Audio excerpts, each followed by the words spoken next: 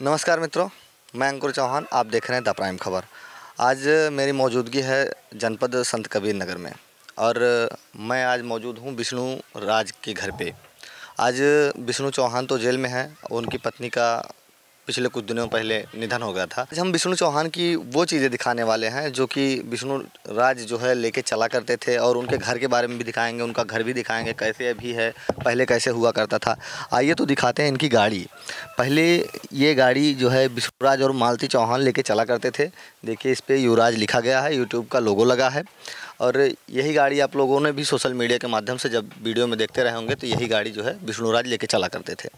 और ये गाड़ी अभी ये स्थिति है कि ये जो है तिरपाल के नीचे है और शायद बारिश हो रही होगी तो बारिश का पानी भी टपक रहा होगा गाड़ी पे।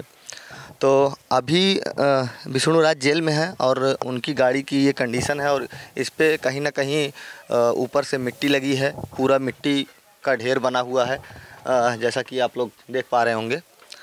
तो विष्णु राज तो अभी जेल में है और मालती के ही वजह से जेल में है। मालती की किसी हत्या कही जाए या मर्डर या उन्होंने खुदकुशी की थी, अभी ये तो साबित नहीं हो पाया है, लेकिन इसी कारणवश जो है विष्णु राज अभी जेल में है और उनकी चीज़ें अभी किस तरीके से हैं और वही हम आपको दिखाने की कोशिश कर रहे हैं।